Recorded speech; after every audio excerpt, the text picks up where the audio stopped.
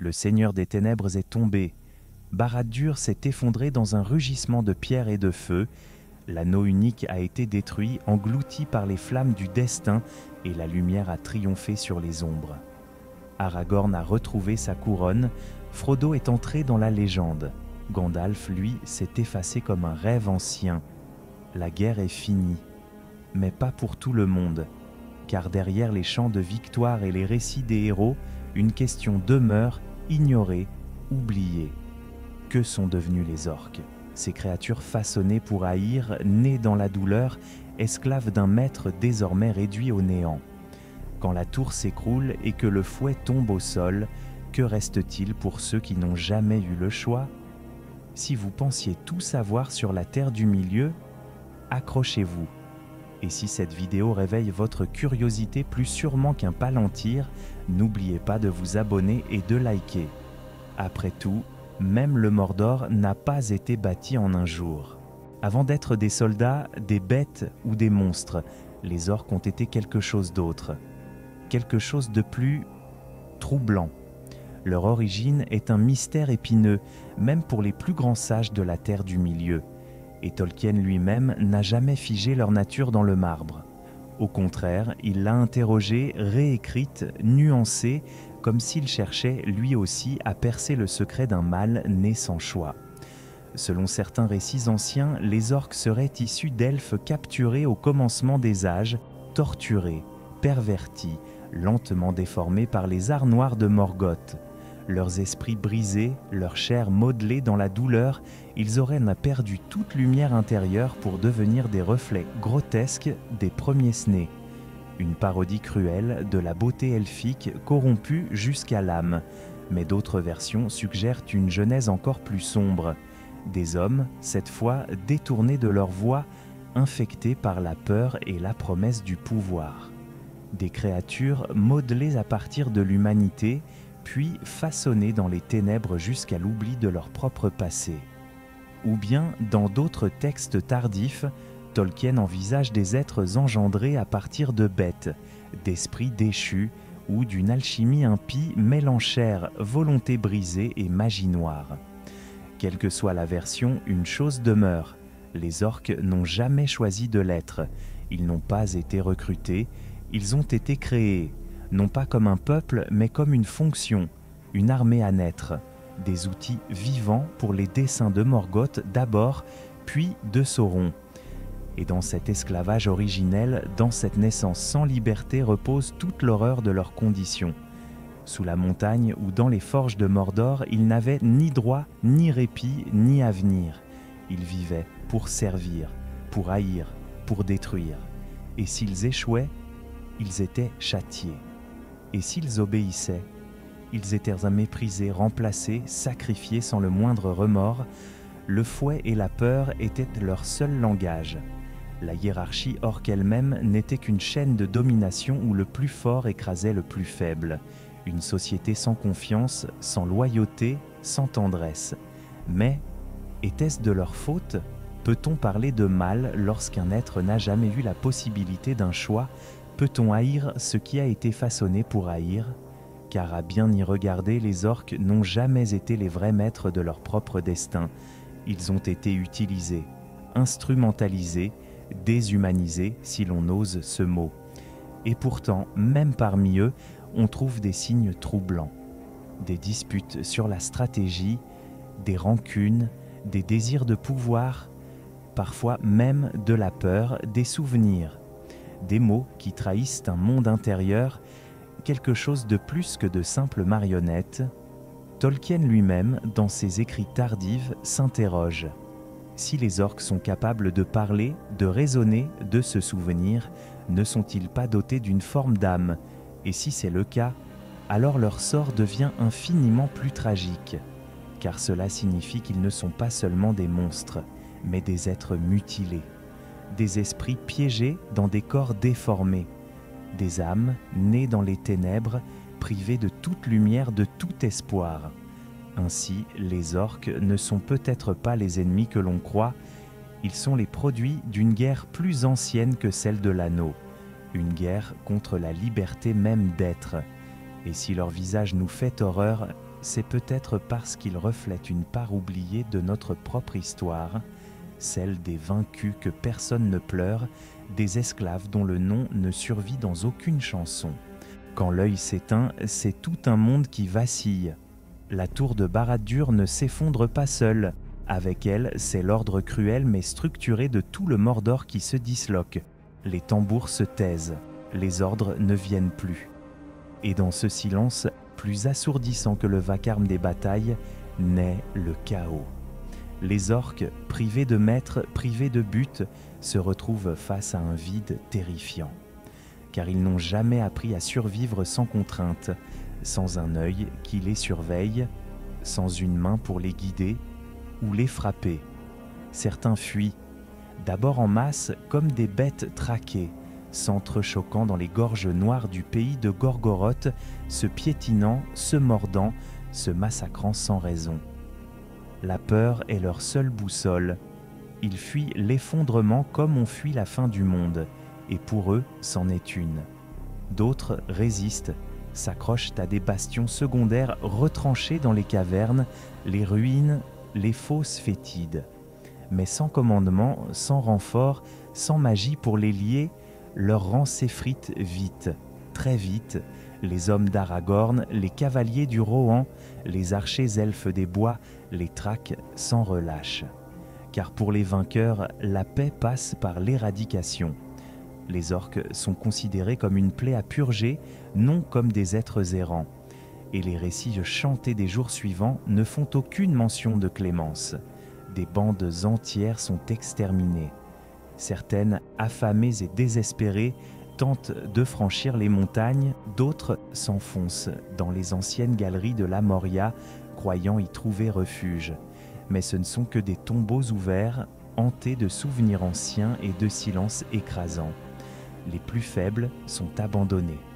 Les estropiés, les malades, ceux trop jeunes pour se battre, ceux-là gisent dans le maïji, dans la poussière des plaines de cendres, oubliés par leurs propres semblables. On les entend parfois gémir dans la nuit, leur voix rauque se perdant dans le vent noir. Mais quelques-uns survivent.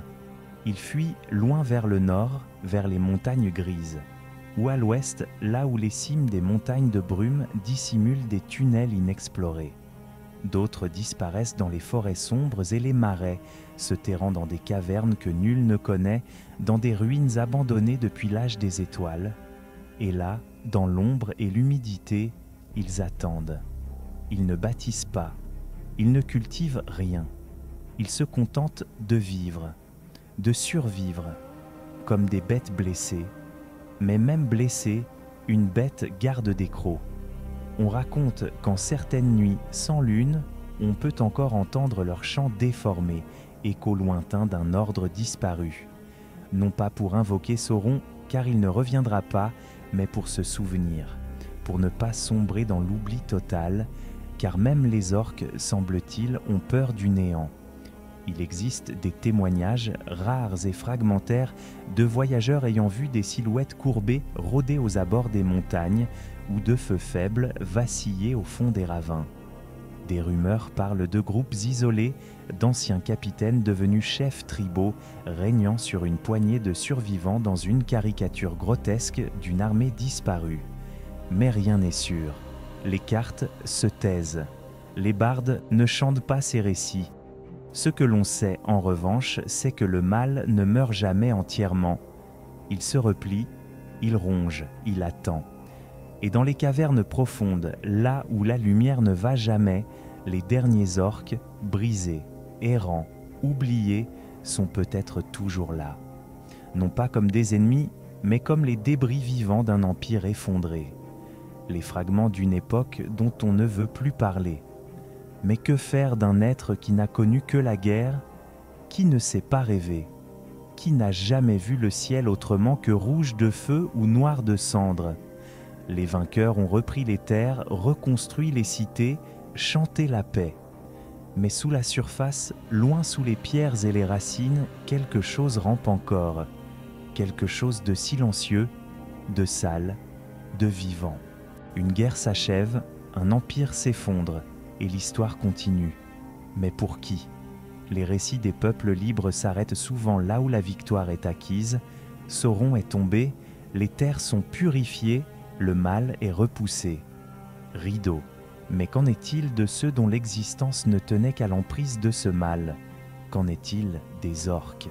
La tradition les présente comme exterminés, traqués comme des bêtes sauvages, nettoyés du monde comme on chasse une vermine ancienne. Pas de négociation, pas de rédemption. Leur fin est supposée totale, mais Tolkien, dans ses textes inachevés, laisse des brèches, des incertitudes, des silences plus éloquents que bien des affirmations. Dans une lettre à son éditeur, il évoque le dilemme moral que posent les orques. Si ces créatures sont conscientes, capables de langage et de pensée, alors leur massacre total devient difficile à justifier. L'auteur lui-même hésite. Peut-on concevoir des êtres totalement mauvais, dénués de libre arbitre? Et sinon, que devient la responsabilité des vainqueurs? Certains passages épars parlent de survivants, de groupes dispersés, réfugiés dans des terres désolées, loin des routes connues. Non pas en tant qu'armée, ni même en tant que menace, mais comme des vestiges, des ombres errantes. Peut-on imaginer qu'un orc, quelque part, ait désiré autre chose? Non pas le carnage, mais la solitude. Non pas la domination, mais l'oubli. La guerre, même pour ceux qui l'ont servi, peut devenir une prison. Et dans les ruines de l'Empire Noir, il n'est pas interdit de rêver à un orc levant les yeux vers le ciel pour la première fois sans ordre, sans haine, juste pour regarder.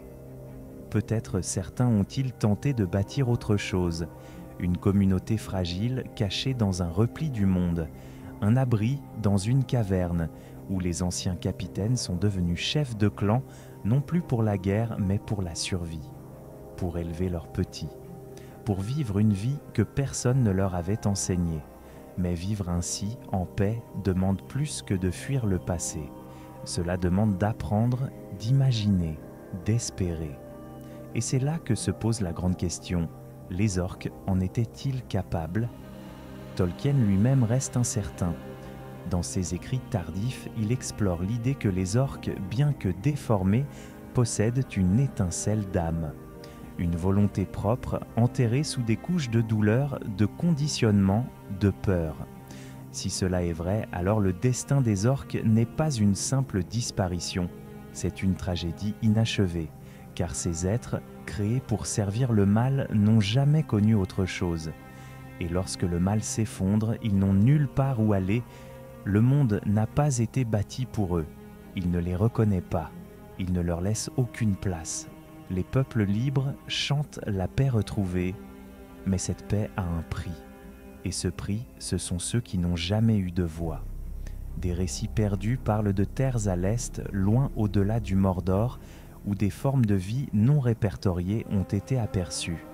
Des créatures étranges, ni bêtes ni hommes. Certains les associent à des orques survivants, mutés par le temps, par l'isolement, par la perte. Peut-être ont-ils changé. Peut-être se sont-ils adaptés, peut-être même ont-ils oublié leur nom ancien, car le monde change toujours, et ce que nous appelions orques pourrait n'être qu'une étape, une version provisoire d'un être à venir, un peuple sans passé reconnu, cherchant à inventer un avenir sans mémoire. Ou peut-être ont-ils disparu, silencieusement, l'un après l'autre, sans trace, sans tombe, sans épitaphe. Mais dans un recoin perdu de la terre du milieu, quand souffle le vent dans une vallée sans nom, il se pourrait qu'une voix rauque murmure encore un chant oublié, un chant de cendres, un chant de rien. Et ce rien, justement, est peut-être tout ce qu'il leur restait. L'histoire est écrite par les vainqueurs, et en terre du milieu, cela ne fait pas exception. On se souvient de la chute de Sauron, de la couronne d'Aragorn, des chants d'espoir au-delà du Anduin. Mais dans les grandes chroniques, nul mot sur ceux qui ont disparu dans l'ombre. Les orques, ces soldats anonymes, ne laissent derrière eux ni poèmes, ni tombeaux. Et pourtant, leur existence fut bien réelle, leur souffrance aussi. Créés pour la guerre, privés de choix, utilisés comme outil, et jetés une fois inutiles. La question n'est pas de nier leurs crimes, mais de comprendre. Peut-on juger une créature née enchaînée? Une créature qui n'a jamais connu la lumière autrement que comme une brûlure? La Terre du Milieu, dans sa complexité, nous confronte à cette vérité dérangeante. Le bien triomphe, oui, mais souvent sans regarder en arrière. La paix peut-elle être complète si elle oublie ceux qui n'ont jamais eu le droit d'exister autrement que comme ennemis? Et si la véritable victoire n'était pas seulement de détruire l'ombre, mais de savoir en regarder les ruines sans détourner les yeux, de reconnaître que même parmi les ténèbres, il y avait des êtres qui n'ont jamais eu le choix. Alors, la prochaine fois que vous relirez Le Seigneur des Anneaux, posez-vous cette question: et si les orques n'avaient jamais été des monstres, mais des esclaves oubliés? Et si ces histoires non racontées faisaient aussi partie de la véritable légende? Si ce voyage dans les recoins sombres de la Terre du Milieu vous a intrigué, n'oubliez pas de vous abonner, c'est notre façon d'allumer une torche dans les ténèbres. Et laissez un like, sinon Gollum viendra réclamer votre précieux.